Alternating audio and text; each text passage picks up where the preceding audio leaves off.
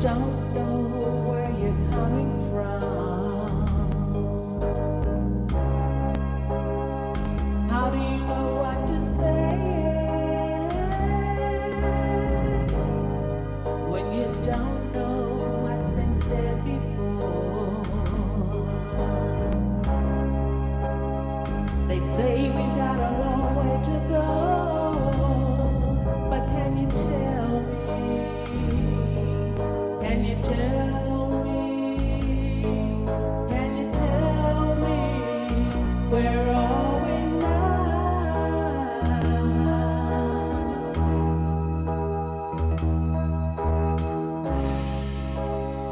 This road still has its ups and downs. Sometimes I smile, turn into frowns. This life is such a challenging day, but in spite of it all, we still come a long, long way. Now can you tell me, which road to take? Though this journey in my life I can make, so can you tell me? Can you tell me where are we now?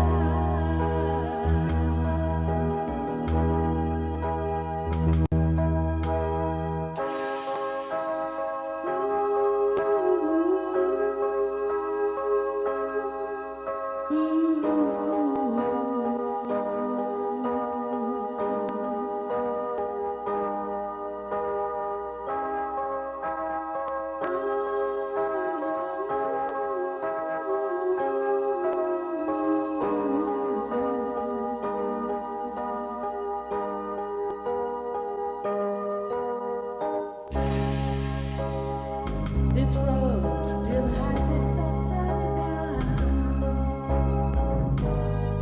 Sometimes our smiles turn into frowns. This life is such a challenge each day, but in spite of it all, we still come a long, long way. Now can you tell me? Can you tell me which road to take?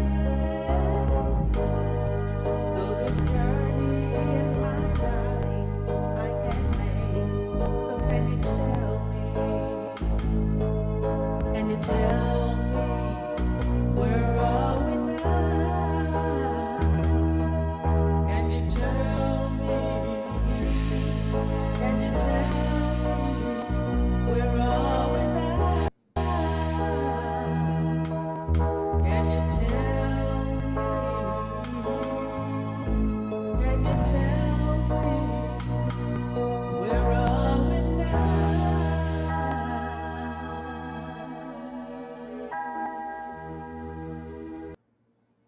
Good afternoon. Good afternoon. I hope you're having a wonderful day. I am so thankful to God for being here on this day, on this beautiful Tuesday afternoon. It is such a privilege and such a blessing. And like I said, I'm so thankful. Dear God, as I sit before you to speak, I pray to you that my soul you will keep. And if I should die before I finish, I pray to you, dear God, in the name of Jesus, that any outstanding sins will be forgiven. Amen. What a wonderful, wonderful day. And I am going right into it's our subject today is talking about the woke generation. Are you awake? Or some may say, are you woke? But I'm saying, are you awake? Are we awake? Talking about the woke generation. And we've heard that. I have heard it more than once, the woke generation, the woke generation. So today it came to me, let me look this up and see all about what this woke generation is all about. And so I'm going to go into it. Hi, thank you so much for being with me on Point of View today. And of course, Eula has had so much that she's been doing here, and Clee has been working, and Merethah is working. And so one day they'll be back on. Eula's thinking that she might be able to come back on next week. And so tomorrow, I'm asking you to pray for her brother Clifford, and just keep all of the family in prayer, please. Thank you so much. Now, woke, woke. Woke generation is a term that refers to millennials who have a social consciousness and awareness of systemic injustices and prejudices. The term spread internationally and was added to the Oxford Dictionary in 2017. However, the term is also used as an insult by some who see it as a route to nowhere, a substitute for genuine change, or a sign of overzealousness, performativity, and insincerity. So we know that someone is always going to oppose it, but that is what the woke is. And let me go here, and this is the sun.co.uk, thesun.co.uk. And this is an article about a woke. What does it mean? What does it mean? This is coming from the UK, the Sun in the UK. Woke up. What does being woke mean? Definition and meaning explained. Generation woke has become a big part of modern society. With the world we live in having to adhere to the script more and more, we give you the lowdown on a term you no doubt hear on a daily basis. What does woke mean? Used with words like snowflake, somebody who is woke is aware and speaks up about social issues. According to the Oxford Dictionary, and we just read that it was added to the dictionary, Oxford Dictionary in 2017. Okay, so according to the Oxford Dictionary, woke is defined as originally well informed, up to date. Originally, means well informed and up to date. Now, chiefly, okay, it means alert to racial or social discrimination and injustice. Alert to racial or social discrimination and injustice. Thank you so much for being here. Thank you, thank you. The Urban Dictionary adds, being woke means being aware, knowing what's going on in the community related to racism and social injustice. So we'll go over to the Guardian, the Guardian, and it is going to talk about it. We need to discuss the word woke. Malaika Jabali, Laura Kip, Kipnis, Rebecca Solnit, Bahaskar Sankara, Thomas Chatterton Williams, and Zaid Jelani and Derica Purnell. So AOC and James Carville just got into a spat over the word. But what does it actually mean? What does it actually mean? So, according to Malaika Jabali, woke has become distorted beyond recognition. You know, when we all come out with something, somebody else is going to try to destroy it. It's going to be the opposite and all of that. So we know there's always going to be controversy around it. When you mean good and trying to do good, there's always going to be prejudice and injustice in this world. But we can do whatever we we're able to do to help to buffer it or not be a part of it, okay? So it's mostly people who don't understand the original connotation of woke who still say woke. They can have it whether we're talking about critical race theory from Black scholars, identity politics from Black feminists, or woke from Black slang terms, indigenous to our way of thinking or advocating, get co opted and distorted beyond recognition in mainstream society. Woke was another way to say conscious, having awareness of our conditions and history in an America that lulls us with myths of post racial, colorblind, meritocratic society. And amid police killings in that post racial society, these myths become untenable. So, slang is organic, it arrives from particular conditions. There is no authoritative body of people who get to determine what terms get used and why.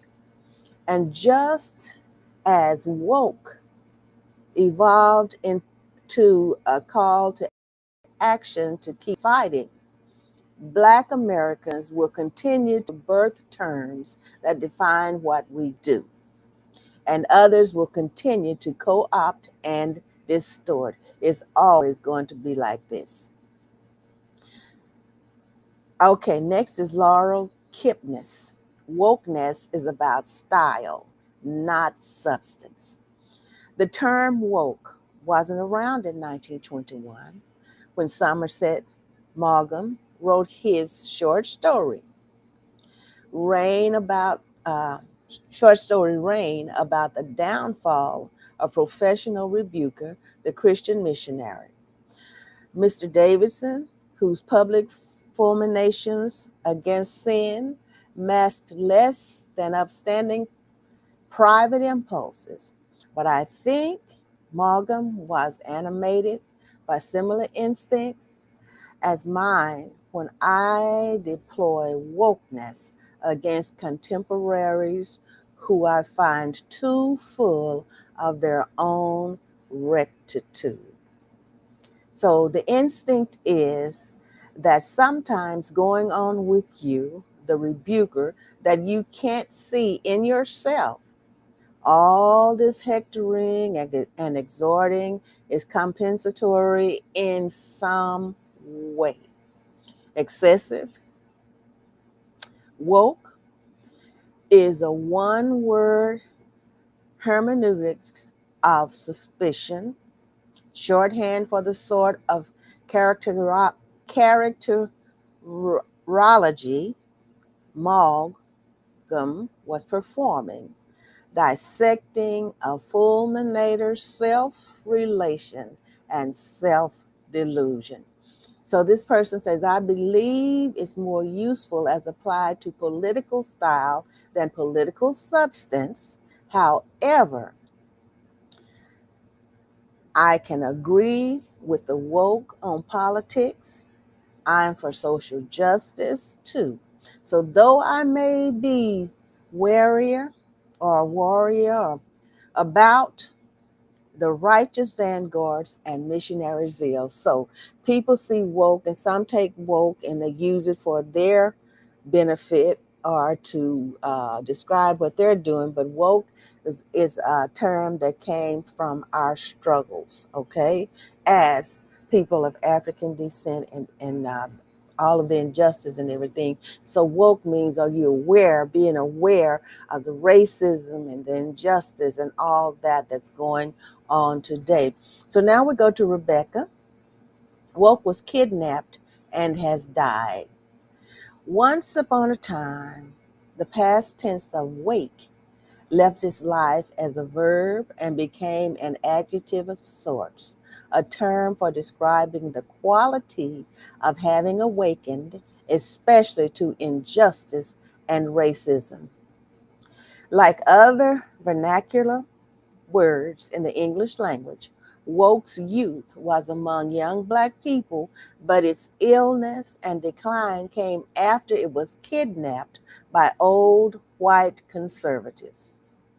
They were often angry at words, especially new words, most particularly words that disturbed their rest, awakened them, you could say, and woke was such a word.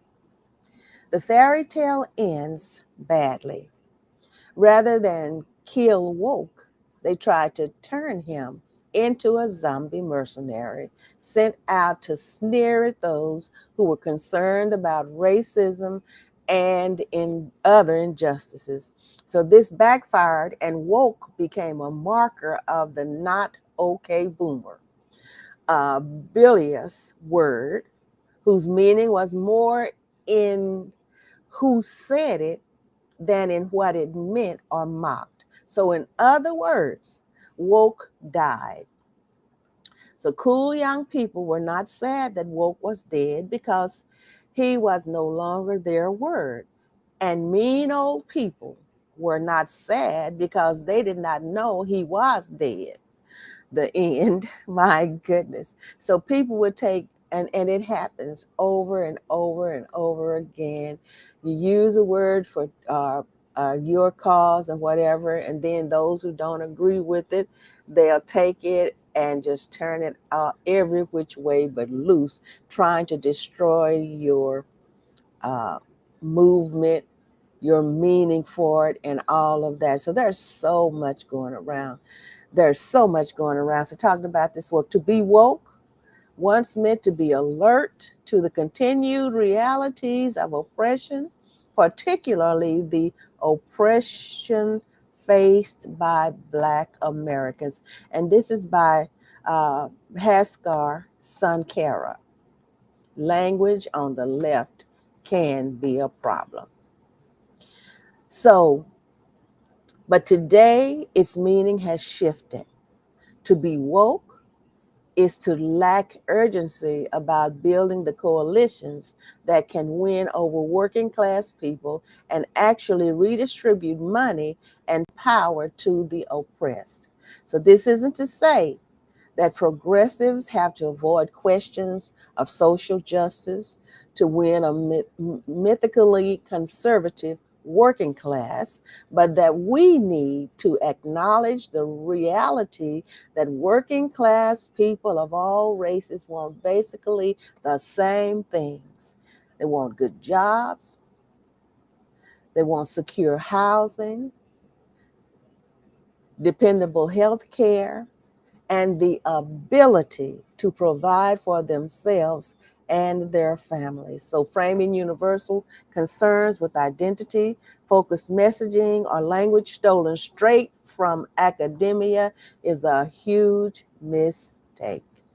So, and I think about how gay we use that word. Oh, I'm so happy. I'm just so gay. It used to be mean you're happy and everything. So now it's a movement, and it describes a certain movement, all right, of people. And so, hey, words change. People take the words and they use them for different causes. And so, hey, that's what happens. That's what happens. So James Carville absolutely has a point when he talks about Democratic Party messaging being too far removed from ordinary voters, including the party's base of Black and brown voters. But he's quick to conflate unpopular rhetoric with popular demands like Medicare for all for all, pushed by the figures he maligns like Alexandria Ocasio-Cortez and Bernie Sanders.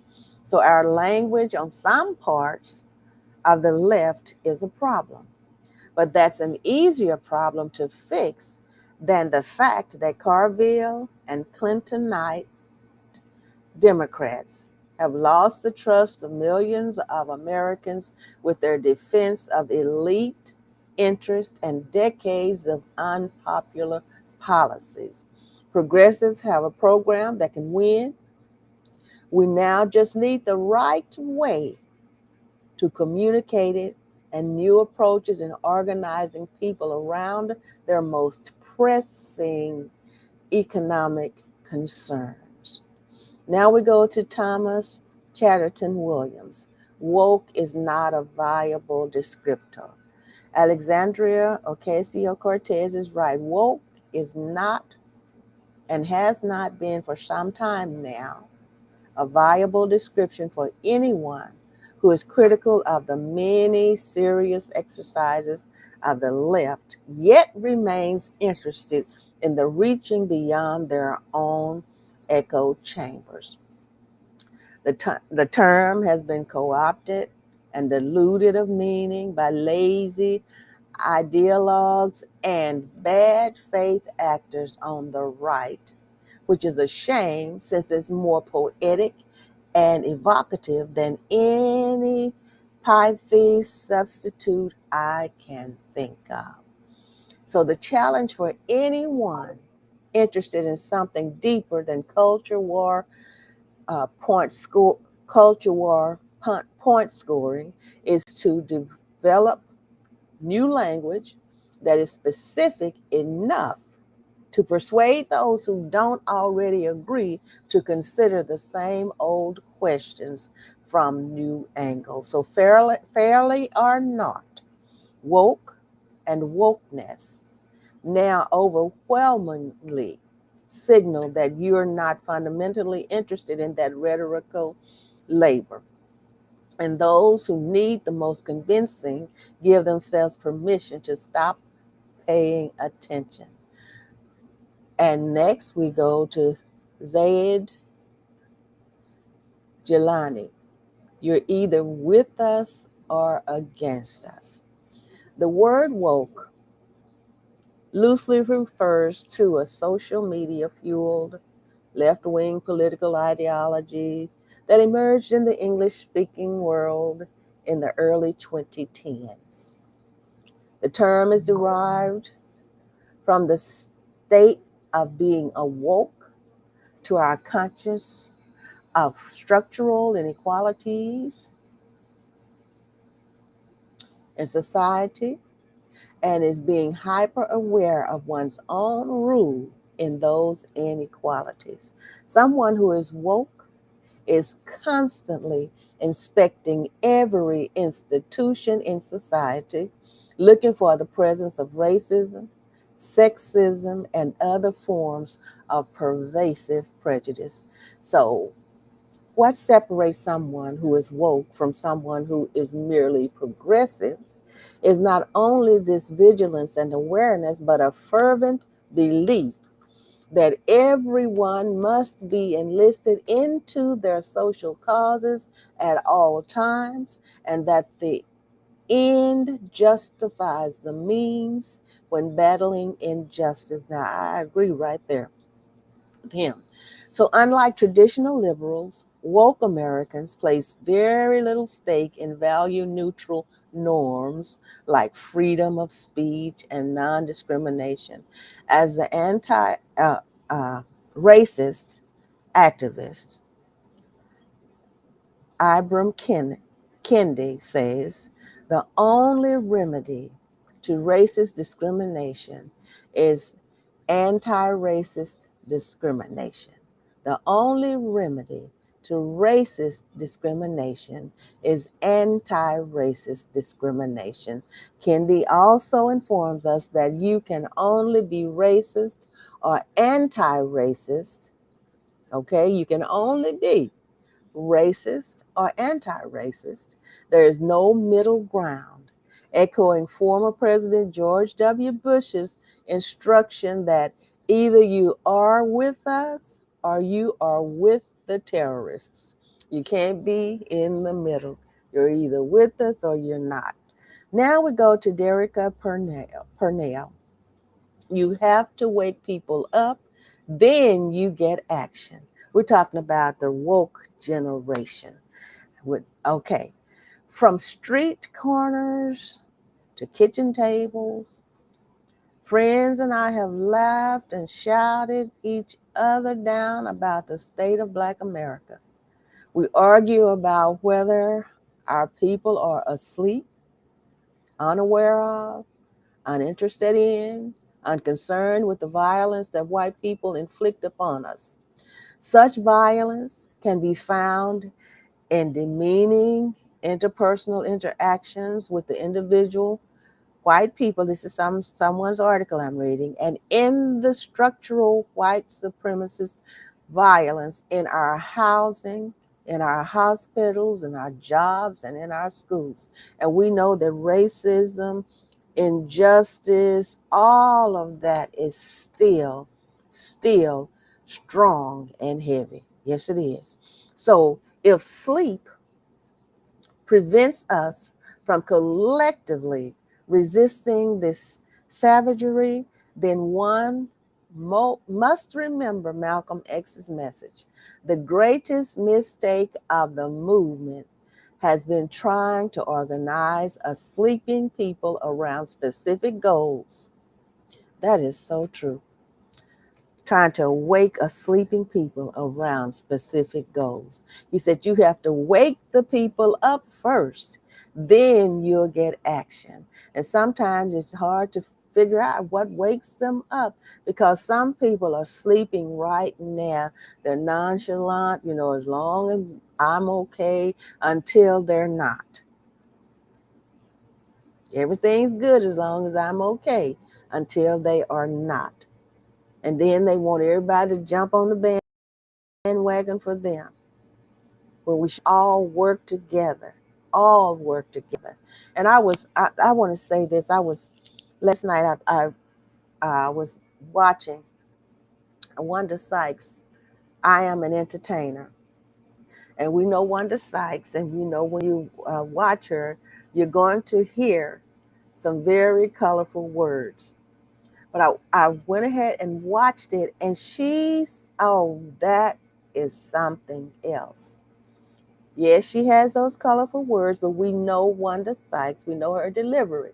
But if you listen to what she is saying, a lot of this that I'm talking about today, you will get it because that lady has it together. I mean, she touched issue after issue after issue. She addressed it in a comedy show. And one thing she was on, I had to call my children, I had to call my sister, and talk about. She was talking about one thing in there, and I know what we used to do in Tower Lane when we came up in Tower Lane. And those of you who came up in Tower Lane back in the 50s and the 60s, and we were there till I don't know how long we were in Tower Lane, but we were there. I think we got there when I was about 4 years old, I believe. I think. Anyway, you remember when the DDT man used to come through and he would spray for mosquitoes?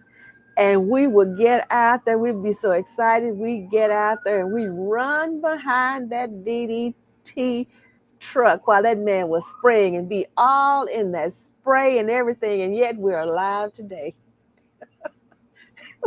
She talked about, I mean, if she lived somewhere else and she was talking, I just want you to go and, well, it's a good show. She has very colorful language. Okay. But I did watch the whole show.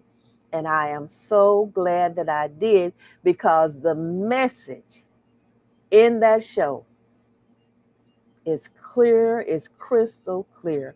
And I mean, she had it down or has it down to the T. Okay? Talking about this that I'm talking about today. Hi, everybody. Thank you so much for being with me. Political expressions derived from Black activism, including Stay Woke, HOTEP, Black Lives Matter, have strange careers. Like our heroes, they are lauded, branded, dehistoricized, co-opted, and caricatured. So, for example, The Democratic strategist James Carville, and they were talking about him too, I tell you, bastardizes wokeness as a stupid, inflexible commitment to ideas that seek to drastically improve society. His usage robs the term of its value to make us more politically aware and active on our terms. Why? James Baldwin explains that to be a Negro in this country and to be relatively conscious is to be in a state of rage almost all of the time. This rage threatens the status quo that Carville and other wealthy, politically powerful people fight to protect. And I'm telling you, people want to keep us asleep. They want to keep us unaware when we start digging out. And this is with any ethnicity that's injustice has been laid on and they're not thought of equally and all of that. This is for all of us. Ironically, Carville's condemnation is exactly why Black people continue to tell each other to stay woke. Elite white actors and institutions benefit from exploiting Black votes, activism, and culture while telling us to bury our grievances about their violence.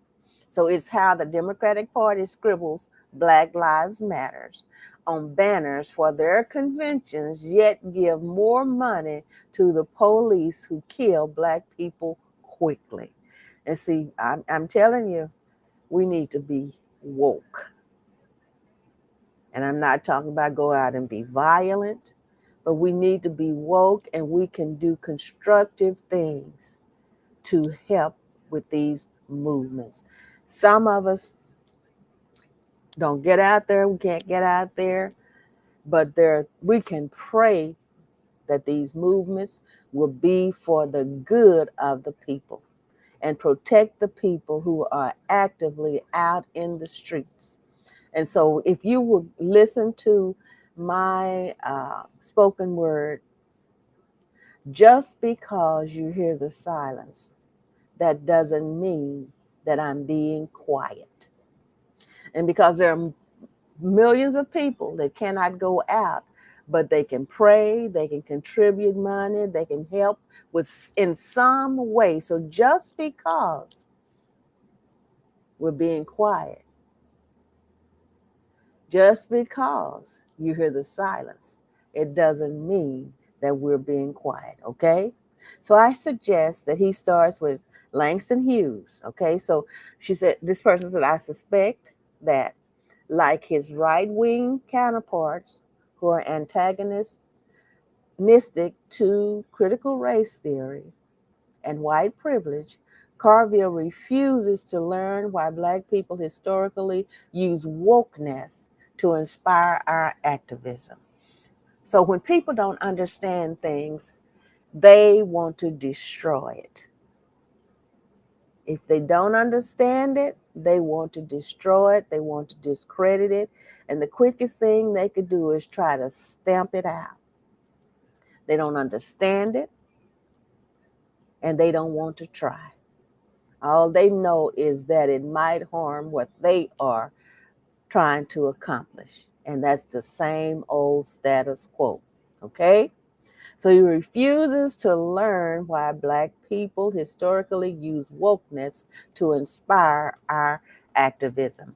So this lady suggested, she said, I suggest he starts with Langston Hughes. Negroes sweet and docile, meek, humble, and kind. Beware the day they change their minds. Or Malcolm X. There will come a time when Black people wake up and become intellectually independent enough to think of themselves. This type of thinking also brings an end to the brutality inflicted upon Black people by white people, and it is the only thing that will bring an end to it. No federal court, state court, or county court will. Derica Purcell. So, and then the note down here is that I hope you appreciated this article. Before you move on, I was hoping you would consider taking the step of supporting the Guardian journalism. And it goes on to say, from Elon Musk to Rupert Murdoch, a small number of billionaire owners have a powerful hold on so much of the information that reaches the public about what's happening in the world, and that is so true. The Guardian is different. We have no billionaire owner or shareholders to consider. Our journalism is produced to serve the public interest, not profit motives. And we avoid the trap that befalls much U.S. media, the tendency born of a desire to please all sides, to engage in false equivalence in the name of neutrality. While fairness guides everything we do, this is a note from the Guardian, okay? We know there is a right and wrong position in the fight against racism and for reproductive justice. So when we report on issues like the climate crisis, we're not afraid to name who is responsible, because they did use a lot of names here. And I'm reading the material from the people here in the Guardian. And as a global news organization, we're able to provide a fresh, outstanding perspective on U.S. politics, one so often missing from the insular American media bubble. All right. So around the world, readers can access the Guardian's paywall, free journalism, because of our unique reader-supported model. That's because of people like you. Our readers keep us independent, beholden to no outside influence, and accessible to everyone, whether they can afford to pay for news or not. And so, what they're asking is, if you can, please consider supporting us just once from $1, or better yet, support us every month with a little more. Thank you. And Betsy Reed is the editor of the Guardian US, and I think that's really good. So I am not going to stay on here just to be staying on here. I appreciate your being with me today. I truly do. And I took my time and I read that because the woke generation, are you awake? There are things that need to be done, and some of us are not able to, and we know we have no business out there in those lines and out there in those streets and everything, but we can always pray and we can always contribute to a just cause. We can do that because there is so much injustice, so much inequality, so much hatred, all still going on in this world today. We know it will never completely stop, but we can do our part to not be a part of it, to promote justice, fairness, equality, honesty, and be earnest and not wishy-washy. Stand for what you believe in. And somebody said, if you don't stand for something, you'll fall for anything. So we need to pray. We need to put to action some things. And like I said, if you can't get out there in those streets, contribute financially, cook some food or something. When there's a movement or something like that, there's always a way to do something. But then we must realize that we must be fair, honest, just. Treat everybody like we want to be treated. We have to love our fellow man. We don't have to love their actions. We don't have to love all that, but we have to love them. and we can love people like we do at a distance. I love you so much, and I thank you so much for being with me. And Joe Carolyn, Smith Haygood, I'm praying for you and the family, yet praying for you. And I just thank you so much for informing me. And I love you all so much. And everybody, thank you, thank you, thank you for being with me, talking about woke, the woke generation. Are you awake to what's going on in this day and time? Are you awake? I love you. Enjoy the remainder of your day.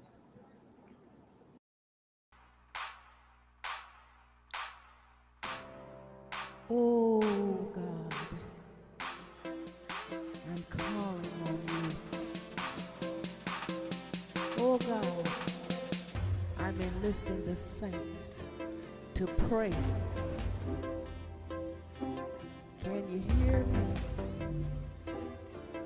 Can you feel it? Can you hear it? Can you feel